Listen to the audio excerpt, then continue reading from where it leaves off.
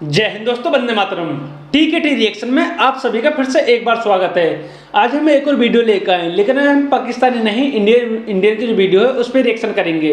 आपने face to face channel जरूर सुना होगा। रिजवान सर काफ़ी बड़े बातें करते हैं, काफ़ी अच्छी अच्छी बातें करते हैं। न्यूज़ चैनल पर भी आते हैं, काफ़ी बड़े बड़े न्यूज़ चैनल पर। इनका जो टाइटल मैं बता देता हूँ, इंटरव्यू विद कमबख्तुद्दीन ओवैसी। अच्छा, असदुद्दीन ओवैसी के बारे में बात कर रहे हैं, तो देखते हैं और क्या क्या मजेदार बातें निकल कर सामने आने वाली, उसके बारे में बात करेंगे आप सभी से। नमस्कार, मेरा नाम शालिनी सिंह है और आज मैं फेस टू फेस चैनल पर आपकी मुलाकात करवाने जा रही हूँ भारत की अजीम शख्सियत, जिनको पूरा भारत उनकी बकवास की वजह से जानता है। तो आइए आज आपकी मुलाकात कराती हूँ कमबख्तुद्दीन ओवैसी साहब से। हाँ, तो कमबख्तुद्दीन साहब, ये बताइए, हाल ही में जो इतनी सनसनीखेज हत्या हुई है माफिया अतीक अहमद की, उसके बारे में आप क्या कहेंगे? मोहतरमा, वो माफिया नहीं थे, एक्स मेंबर ऑफ पार्लियामेंट थे। और हमें कोर्ट पर भरोसा है, हमें संविधान पर भरोसा है, हमें जजेस पर भरोसा है। उनको अगर सजा कोर्ट से मिलती, न्यायालय से मिलती, तो हमें खुशी होती, हम जश्न बनाते। लेकिन जिस तरीके से जय श्री राम बोलकर उनको मारा गया है, हम तत्काल योगी आदित्यनाथ जी को, जो ये फिक्का परस्ती और रेडिकलाइजेशन फैल रहा है, तुरंत योगी आदित्यनाथ जी को इस पर इस्तीफा दे देना चाहिए। तो कमबख्तुद्दीन साहब, आप मानते हैं कि ये जो हत्या हुई है ये गलत थी, ये उन्हें न्यायालय से सजा मिलनी चाहिए थी, ठीक है। पर उनके बेटे असद, अतीक के बेटे असद, जो कि भगोड़ा था, भाग गया था, उसका इनकाउंटर हुआ, वो क्या सही था या गलत था? देखिए, वो भी गलत था। अगर पुलिस कस्टडी में मारना गलत था, तो असद उस नौजवान को, उस बेरोजगार नौजवान को, उस हैरान परेशान नौजवान को भी मारना इस तरीके से इनकाउंटर में गलत था। रमजान का महीना था, रमजान के महीने में असद पुलिस वालों पर गोली चला ही नहीं सकता था। रमजान का महीना और ऊपर से असद एक मुसलमान। हम सिर्फ और सिर्फ संविधान पर भरोसा करते हैं, और संविधान पे भरोसा करने की वजह से हम पुलिस पर कभी भी गोली नहीं चला सकते। वो भी गलत था, उसको भी पकड़कर मारा गया है। पर कमबख्तुद्दीन साहब, पूरी दुनिया ने उसको कैमरे पर गोली चलाते हुए देखा है। आप अजीब गोदी मीडिया के लोग हैं। उसने क्या गोली पुलिस पर चलाई थी? हम संविधान को मानते हैं, संविधान को मानते हुए हम कभी भी पुलिस पर गोली नहीं चलाएंगे।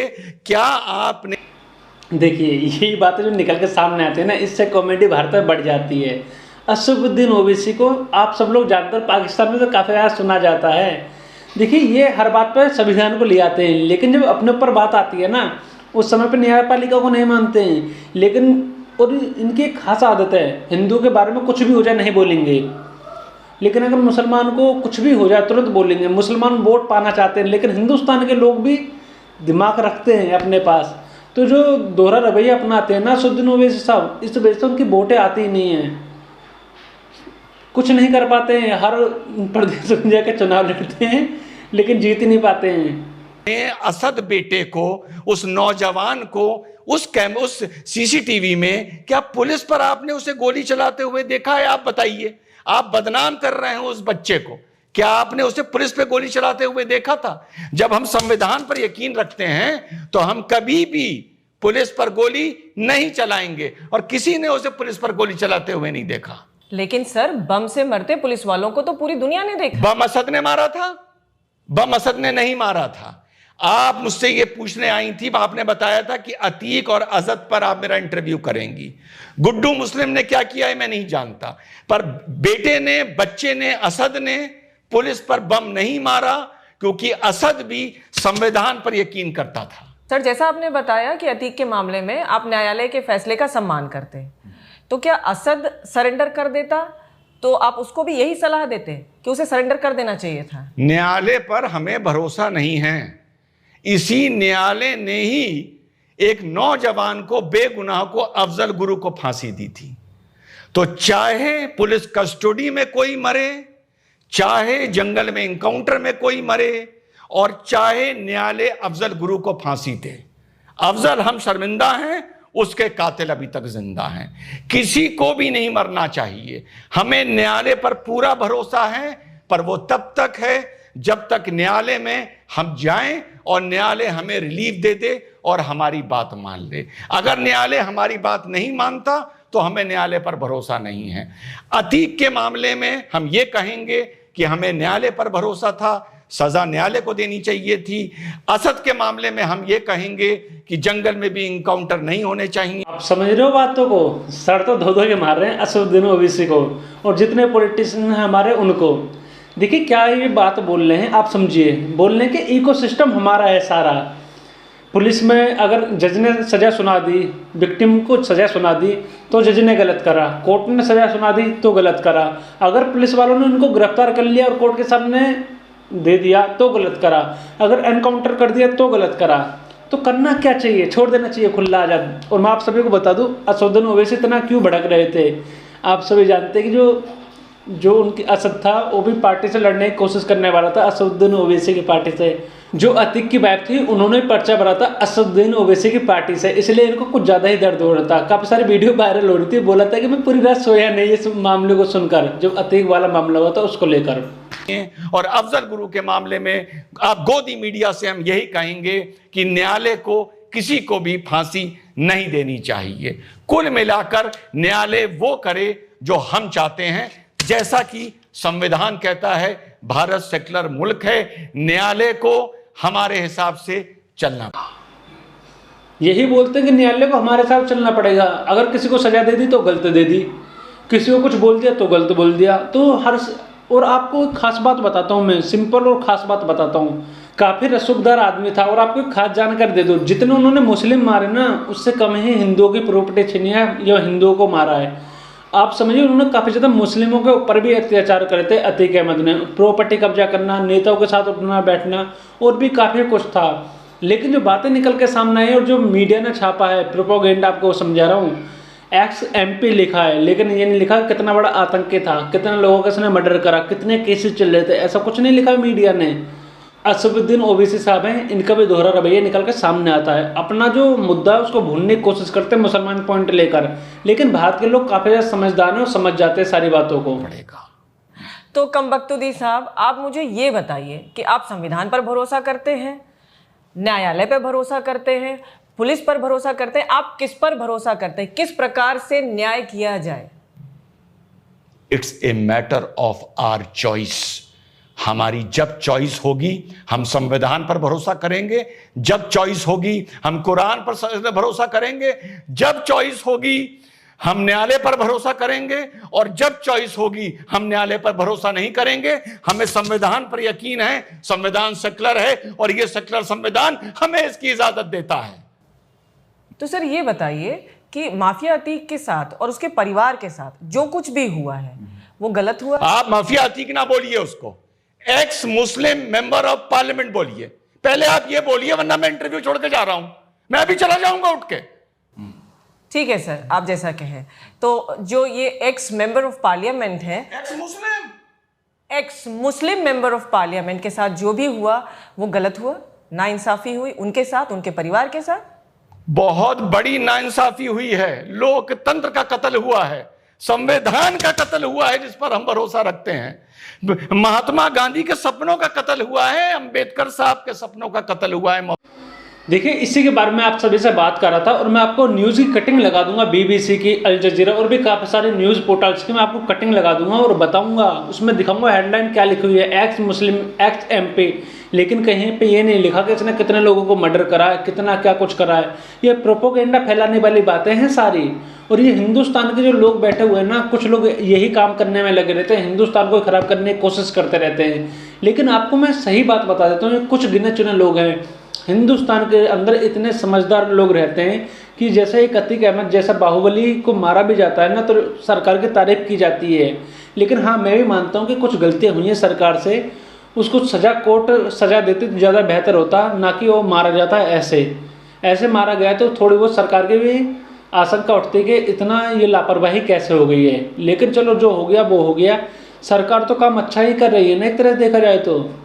लेकिन जो यहाँ पे कुछ लोग रहते हैं, कुछ चुनिंदा लोग, वो अपनी राजनीति के लिए मुसलमानों का या किसी का भी फायदा उठाने की कोशिश करते हैं हर समय पर। जो आपको मैं एक सिंपल बात बता देता हूँ, एक तरह की न्यूज़ बनाकर कुछ वोट बटोरने का काम करते हैं। इससे इनको वोट तो मिलते नहीं हैं, बाद में इनका नुकसान होता है, क्योंकि जिन लोगों की वोट सोचते हैं वो बाद में जाकर बीजेपी या और किसी भी पार्टी को वोट देते हैं, लेकिन इनको वोट नहीं देते, क्योंकि इनकी जो असलियत है वो सबको पता है कि क्या दोहरा रवैया अपनाया जाता है इनके तौर पर। मोहतरमा, आप बात कैसी कर रही हैं? ठीक है सर, तो जो उमेश पाल के साथ इस एक्स एमपी ने किया वो भी गलत था? एक्स मुस्लिम एमपी बोलिए ना। Okay okay, ex Muslim MP. जी, कोई गलत नहीं किया। रोजगार नहीं है, नौकरियां नहीं हैं, असद के पास नौकरी नहीं थी, 4 इंटरव्यू से रिजेक्ट हुआ था, हैरान था, परेशान था, पेट्रोल की कीमतों से परेशान था, शाइस्ता बहन गैस की कीमतों से परेशान थी। एक नौजवान और क्या करेगा? हथियार नहीं उठाएगा तो क्या करेगा? माफिया नहीं बनेगा तो क्या करेगा? उसके पास अगर रोजगार होता, अगर वो कहीं सरकारी नौकरी में होता, तो वो मासूम बच्चा ऐसा कभी ना करता। इसमें मोदी को भी इस्तीफा देना चाहिए और योगी को भी इस्तीफा देना चाहिए कि युवा इतना परेशान है कि वो हथियार उठा रहा है। इसमें भारत के पूरे सिस्टम की गलती है, असद की गलती नहीं। देखा कैसे एकदम से मुद्दा पूरा पूरा बदल दिया। बात हो रही थी हत्या के ऊपर और कहाँ पे बेरोजगारी, महंगाई, इन सब के ऊपर बात लेके आ गए। ऐसा ही करते हैं असदुद्दीन ओवैसी सर। जो बात होती है ना, जब मुस्लिम के ऊपर कोई बात आ जाती है या क्रिमिनल वाली कोई बात आ जाती है तो उसको मुद्दे को भटका देते हैं तुरंत ही। बोलते हैं कि गरीबाई है, आप बेरोजगारी पे क्यों नहीं बात करते, आप इस चीज़ पे क्यों नहीं बात करते। लेकिन जो टॉपिक होता है उससे भटका देते हैं पूरे मुद्दे को और फिर वोट खींचने का काम करते हैं। लेकिन वोट जब भी नहीं मिलती, करें तो करे क्या। वो तो नादान था, नौकरी नहीं थी, क्या करता। तो कुल मिलाकर एक्स एमपी के साथ जो हुआ है, एक्स मुस्लिम एमपी के साथ जो हुआ है, आप चाहते हैं कि प्रधानमंत्री मोदी जी और उत्तर प्रदेश के मुख्यमंत्री योगी जी उस पर इस्तीफा दें? जी, और जय श्री राम पर रोक लगे। मारते हुए जय श्री राम बोला गया है, जय श्री राम पर रोक लगनी चाहिए इस देश में। इस देश में जय श्री राम बोलने का अधिकार अब किसी को नहीं होना चाहिए। एक आखिरी सवाल सर, अपराध करने से पहले कई बार अल्लाहू अकबर बोला गया है, सर तन से जुदा बोला गया है, तो फिर वो भी गलत होगा? यह संविधान से चलेगा देश। अब आप हमें इस देश में अल्लाह अकबर और सर तन से जुदा भी नहीं बोलने देंगे, सेकुलरिज्म का कत्ल कर देंगे। जय श्री राम पर बस रोक लगनी चाहिए। सेकुलर मुल्क है, अल्लाह अकबर, नाराए तकबीर अल्लाह अकबर, कत्ल करने से पहले, बम फेंकने से पहले, पत्थर चलाने से पहले सर तन से जुदा, ये सब की इजाजत हमें यही संविधान देता है। लेकिन ये हिंदुत्व की ताकतें जो हैं, ये हम अकलियत को जो टॉर्चर कर रही हैं, पूरी दुनिया जानती है। जय श्री राम पर इस देश में रोक लगनी चाहिए और अल्लाह अकबर और नाराए तकबीर अल्लाह अकबर, सेकुलरिज्म को जिंदा रखने के लिए हम मुसलमानों को इसकी इजाजत मिलनी चाहिए। तो सर, आपसे मिलकर बहुत अच्छा लगा आज, और उम्मीद करती हूं कि आप इस तरह की बकवास बदस्तूर जारी रखेंगे।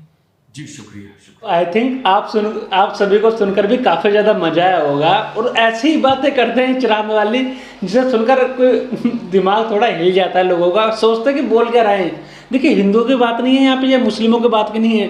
देश में जो भी कोई इनकी बातें सुनता है ना, तो बाद में बैठ कर सोचता है कि भाई बोल क्या रहे थे और ऐसा क्यों बोल रहे थे। अजीब अजीब बातें करते हैं। और ये सिंपल बात मैं आपको बताता हूँ, संविधान की ओर में काफ़ी कुछ करने की कोशिश करते हैं। संविधान अधिकार देता है आप सभी को, लेकिन उसका मिसयूज नहीं करना चाहिए। आपको जब मन करता है आप संविधान की बात निकाल कर लाएंगे, जब आपका मन नहीं करेगा, जब आपको बेनिफिट लगेगा बिना संविधान के, तो आप उसको लेकर आएंगे। कभी आप बोलेंगे कि हमारा जो पर्सनल लॉ है, मुस्लिम पर्सनल लॉ है, उसके लिए हम बात करेंगे। कभी आप बोलेंगे कि देश में मुसलमानों को खतरा है, कभी आप बोलेंगे कि हिंदुत्व से खतरा है। तो ये सारी बातें दोगलेपन की सारी चलती नहीं है, इसीलिए इनकी काफ़ी ज़्यादा बेइज्जती भी होती है और काफ़ी ज़्यादा बातें इनको सुनाई भी जाती हैं। आप सभी का इस वीडियो पे क्या राय है, आप जरूर कमेंट करके बताएं। और इन सर की वीडियो देखनी चाहिए आप सभी को, काफ़ी अच्छे वीडियो लेकर आते हैं रिजवान सर। चैनल का लिंक जो है डिस्क्रिप्शन में दे दिया जाएगा, आप जाकर जरूर देखेगा। और मेरी वीडियो को सपोर्ट कीजिए, लाइक कीजिए, कमेंट कीजिए और जो मेरा चैनल है उसको सब्सक्राइब जरूर कीजिए। जय हिंद, वंदे